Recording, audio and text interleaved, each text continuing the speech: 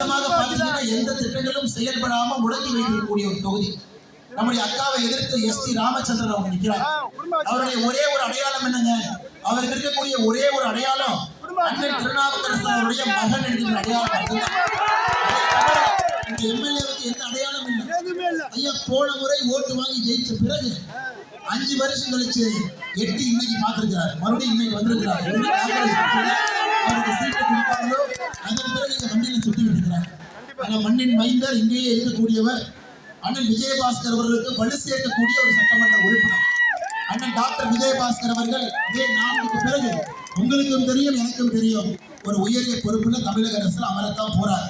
அன்னைக்கு அவருக்கு வலு சேர்க்கக்கூடிய அண்ணன் எடப்பாடி பழனிசாமி அவர்களுக்கு வலு சேர்க்கக்கூடிய அனைத்து இந்திய அண்ணா திராவிட முன்னேற்ற கழகம் தலைமையிலான தேசிய ஜனநாயக கூட்டணிக்கு வலு சேர்க்கக்கூடிய ஒரு சட்டமன்ற வேட்பாளர் உங்கள் முன்னாள் வெற்றி வேட்பாளர் தாமரை செல்வத்தில் நம்முடைய சகோதர சகோதரிகளுக்கு தெரியும். இன்னைக்கு தமிழகத்தில் அனைத்து இந்திய அண்ணா திராவிட முன்னேற்ற கழகம் சொந்தமாக 169 இடத்தில் நிற்கும். 169 இடத்துல தமிழகத்தில் ரெட்டையில நிற்கும் கட்சியாக. அதன் பிறகு சில கூட்டணி கட்சிகள் கட்டளையில் நிற்கிறான். பாரதிய ஜனதா கட்சி 27 இடத்துல. அதனால்தான் அனைத்து இந்திய அண்ணா திராவிட முன்னேற்ற கழகம் தலைமையிலான தேசிய ஜனநாயக கூட்டணி என்று சொன்னேன்.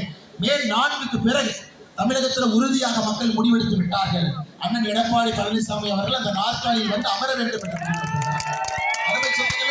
அது நடக்கணும்னா இங்கிருந்து ஒரு சட்டமன்ற உறுப்பினர் இங்கிருந்து நம்முடைய கூட்டணி சார்பாகவும் இங்கிருந்து எடப்பாடி பழனிசாமி முதலமைச்சராக முன்மொழியக்கூடிய ஒரு சட்டமன்ற உறுப்பினர் இங்கிருந்து நீங்க அறந்தாங்க என்று அருமை சொன்னீங்க. அது மட்டும் இல்ல, ரொம்ப ஆச்சரியமாக 2006 இதே தொகுதியில சட்டமன்ற உறுப்பினராக இருந்த உதயம் சந்திரசேகர் அவருடைய மகன் சரண் ராமச்சந்திரன் ஒரு வீட்டுக்கு போய் அவரே ஒரு வீட்டுக்கு போய் காங்கிரஸுக்கு ஓட்டு போடாதீங்க, காங்கிரஸுக்கு ஓட்டு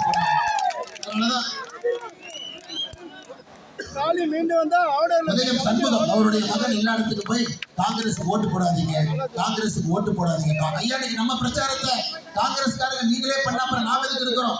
காங்கிரஸ் இன்னைக்கு பாருங்க, திராவிட முன்னேற்ற கழகமும் காங்கிரஸுக்கு ஓட்டு போடுவதற்கு தயாராக இல்லை. திமுக தொண்டர்களும் அவர்களும் தயாராக இல்லை.